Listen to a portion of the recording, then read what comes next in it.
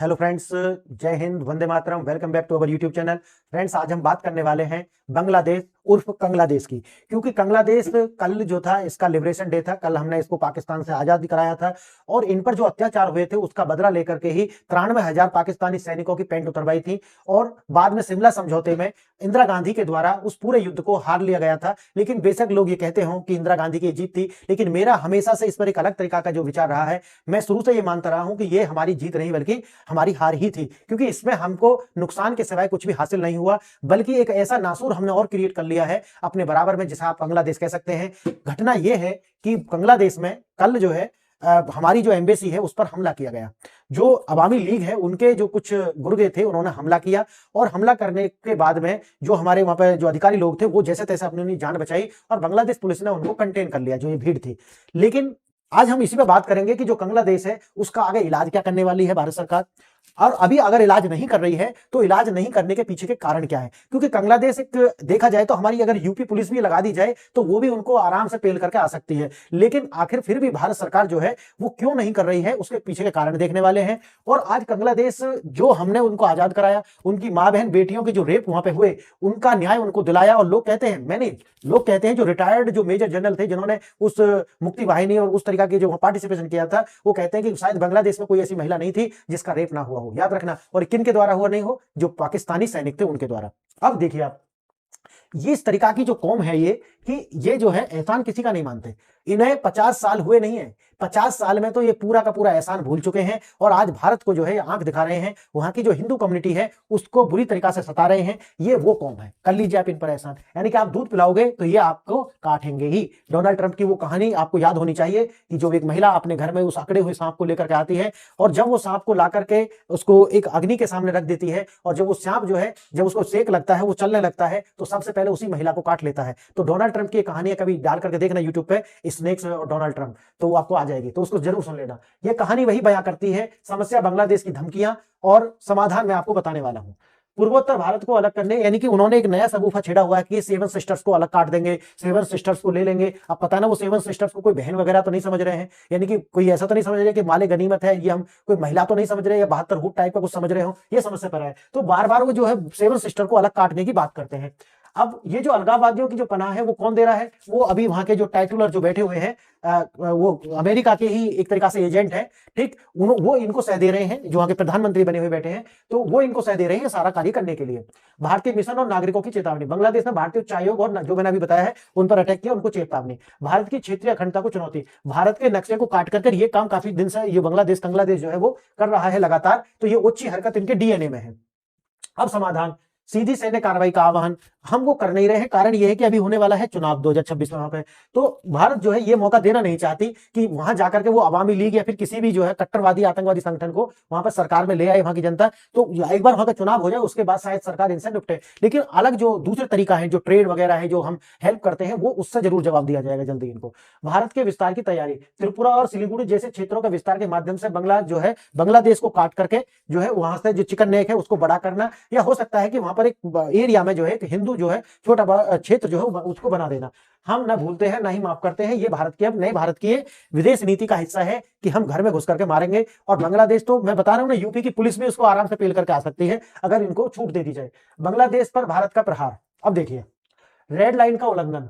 Video का मुख्य दावा यह है, मैं जो बात कर रहा हूं आपसे, दावा यह है कि बांग्लादेश भारत के खिलाफ अपनी कार्रवाई और बयानों से एक ऐसी सीमा लांघ दी है जिसे माफ नहीं कर सकते। और वो सीमा जो मैंने आपको बताई, यानी कि उन्होंने जो अटैक किया है एम्बेसी पे, ये एक तरीका से भारत पर अटैक है, क्योंकि जो एम्बेसी होती है वो उसी देश को बिलोंग करती है जिस देश की वो होती है। अब बांग्लादेश के अंदर जो एम्बेसी इंडिया की है, वो जितनी वो जमीन है या जो प्रोमाइसिस है, ये सारा वो प्रीमाइसिस जो है वो भारत का है, समझ गए। वहां पर बांग्लादेश के कानून लागू नहीं होते। उसी प्रकार से अगर भारत में बांग्लादेश की अगर एम्बेसी है तो वो उतनी जगह, इतनी प्रीमाइसिस जो है वो बांग्लादेश की है, वहां भारत के जो नियम है वो लागू नहीं होते। अगर उसमें कोई व्यक्ति किसी मर्डर में या किसी हीनियस क्राइम में भी पाया जाता है उस एम्बेसी के उस दायरे में, तो मानिए कि उस पर कार्रवाई भारत के कानून के अनुसार नहीं होगी बल्कि बांग्लादेश के कानून के अनुसार होगी। क्लियर? अब देखिए, बांग्लादेश ने बिल्कुल रेड लाइन ब्रीच कर दिया है। आप अपने वेट करिए, आपको एक्शन होने वाला है और इनको जो तमीज है वो सिखाई जाएगी। भारत की अखंडता और उत्तर पूर्व पर सीधा खतरा, वीडियो जो जो उस टाइम की जो वीडियो जो आ रही हैं, जो देखी गई है, उनमें सीधे सीधे जो लोग हैं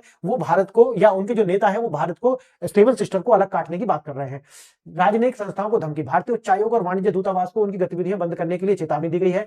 भारतीय नागरिकों को भी चेतावनी, बांग्लादेश में भारतीयों को सीधे तौर पर भड़का धमकाया गया है। क्षेत्रीय अलगाव का, जो कि स्टेबल सिस्टम को अलग काटने की बात कही है। भारत को वार्निंग दे रहे हैं, हम आपकी टेरिटोरियल इंटीग्रिटी खराब करके मानेंगे, ऐसा वो कह रहे हैं। लेकिन उन्हें अभी पता नहीं है कि बेटा अपना इतिहास पढ़ करके देखो, जो तुम्हारा बाप था उसकी कितनी कुटाई की थी, और 93,000 सैनिकों की पैंट उतार करके अभी कल ही उसका गया है ना, उसका पढ़ लेना इतिहास को, तो उतनी मार लगाई जाएगी कि आपको जो है आने वाले समय में अपनी जो जनरेशन है ना, उनसे भी कह करके जाओगे कि भारत से पंगा मत ले लेना।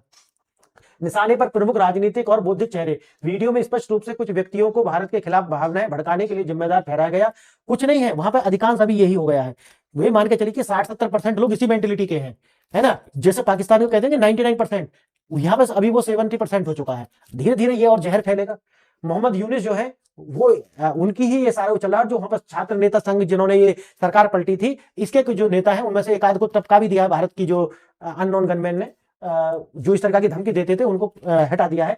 हसन अब्दुल्ला ये जो है इसको हटा दिया है, और महफूज आलम जल्दी, इनको भी जुलाई विद्रोह के फ्रंटलाइन नेता है, इसका भी जो है जल्दी ही इलाज होने वाला है। हसन अब्दुल्ला आप भारत के नंबर 1 टारगेट पर है। और ट्रिगर उस्मान हादी, इसको निपटा दिया है, ये भी उसी जो नेता है। ये भी वीडियो के अनुसार हालिया तनाव की जड़ में जो है उस्मान हादी नामक व्यक्ति था, और उसको जो है हटा दिया। उस्मान हादी ने भारत का एक विकृत नक्शा पेश किया, इसके बाद अज्ञात हमलावरों ने उसको जो है 72 हूर के पास पहुंचा दिया। बांग्लादेश में एक शूटिंग कराने के बाद यह सारा जो ब्लेम भारत के ऊपर आ जा रहा है। भारत का सिद्धांत न भूले हैं न भूलेंगे, और भारत की जो नई जो विदेश नीति का जो हिस्सा बन गया है वो समझना चाहिए, जो मैंने आपको शुरू में बताया। वीडियो में भारत के खिलाफ एक नए आक्रामक और प्रतिरोधी रूप के आह्वान किया गया। इस सिद्धांत बताता है, और भारत के खिलाफ की गई किसी भी कार्रवाई को न तो हम भूले हैं न ही आपको क्षमा करेंगे। प्रतिशोध का आह्वान, मिसाइलें और नौसैनिक शक्ति, वक्त भारत में अपनी सैन्य क्षमताओं का प्रदर्शन करने का आग्रह कर रहा है। लेकिन मैं कहता हूं कि इतनी जरूरत ही नहीं है, हमें अपनी सेना वगैरह की इसके इलाज के लिए कोई जरूरत नहीं पड़ेगी, समझ गए। और लेकिन वो ऐसा चाह रहा है कि अगर भारत एक बार ये करे तो मुझे सहानुभूति मिल जाए, समझ गए, कि छोटे देश पर भारत ने अटैक कर दिया, तो वो भारत होने नहीं देगा। ब्रह्मोस, पिनाका, अग्नि, ये सारी हमारे पास है, उनकी जरूरत मैंने बताई ना, उसकी जरूरत ही नहीं पड़ेगी। भारत का विस्तार और बंगला गेट, वीडियो में केवल जवाबी कार्रवाई और इसकी ही बात नहीं हुई, बल्कि जैसे मैंने आपको बताया है कि त्रिपुरा, सिलीगुड़ी, मिजोरम और पश्चिम बंगाल, यानी कि इनका विस्तार किया जाएगा। और जो यहाँ पर एसआईआर हो रहा है, समझ गए, ये कुछ इसलिए भी हो रहा है कि जो यहाँ पर जो एसआईआर हो रहा है और आने वाले टाइम में जो सेंसस होने वाली है, उसके बाद जो ये इलीगल बांग्लादेशी और रोहिंग्या और पाकिस्तानी है, इनको धकेल करके बांग्लादेश के अंदर किया जाएगा। तो ये दर्द उसका भी है, इन्हें पहले से पता चल गया है कि भाई ये होने वाला है। तो भारत भी इनका वेट कर रहा है कि भाई होगा तो ये जरूर, और आगे आने वाले टाइम में हम आपको सही से जवाब देंगे। जैसे को तैसा, आक्रामकता का औचित्य, वीडियो इस आक्रामकता रुक के लिए प्रतिक्रिया तो होगी, ये तो मैंने जैसे बताया। ग्रेटर बांग्ला गेट, यानी कि एक बड़ा सा जो है हिस्सा इनका जो कैप्चर किया जाएगा, और इनको जो है आर्थिक रूप से इनको बिल्कुल एक टेररिस्ट कंट्री की तरह ही बना करके छोड़ दिया जाएगा। अगर आपको ग्रेटर बांग्लादेश बनाना है तो भारत को भी बंगला ग्रेट बनाना है, यानी कि हमें अपना, क्योंकि बीजेपी की सरकार आ रही है बंगाल में, और बंगाल में बीजेपी की सरकार आने के बाद में अभी फेंसिंग हमने कराई नहीं है, तो फेंसिंग तभी होगी वो बांग्लादेश के एक क्षेत्र में ही होने वाली है, समझिए। और वहां से ही इनको धकेल करके ये जो 6-7 करोड़ है यहाँ पे, इनको ढकेल करके उसके अंदर किया जाएगा, बांग्लादेश के अंदर। अब देखिए एनबीडी, ये सब छोड़िए, इसे देखिए, भारतीयों से आह्वान, अपनी आवाज उठाएं। और मैं तो सीधी सीधी सी आवाज कह ही रहा हूं कि भाई आप भी जो है जहां पर भी हैं इसके लिए आवाज उठाइए। बांग्लादेश जैसे जो एक टेररिस्ट कंट्री है या टेररिस्ट पोषक कंट्री है, धीरे धीरे टेररिस्ट कंट्री बन जाने वाले हैं, पाकिस्तान की ही सीधे सीधे रास्ते पर है। तो जहां भी आप खड़े हैं, बांग्लादेश में जो माइनॉरिटी है उस पर जो अत्याचार हो रहे हैं उसको एक्सपोज कीजिए। आप किसी भी सोशल मीडिया प्लेटफॉर्म पर हैं, वहीं से आप अपनी आवाज उठाइए, ताकि इस तरीका की जो मेंटेलिटी है, ये जो आइडियोलॉजी है, इसको एक्सपोज किया जा सके और दुनिया के सामने इनको नंगा करके खड़ा किया जा सके। तो फ्रेंड्स, आज मैंने आपको बताया कि जो बांग्लादेश जो है वो कंगलादेश किस प्रकार से अब पाकिस्तान की राह पर है, और आने वाले टाइम में हम उसका जो इलाज है वो करेंगे, लेकिन 2026 का जो इलेक्शन है इनका, उसके होने के बाद। क्लियर? तो आज का विषय यही था, और आपको वीडियो कैसा लगा बताइए, और वीडियो देखने के लिए आपका धन्यवाद।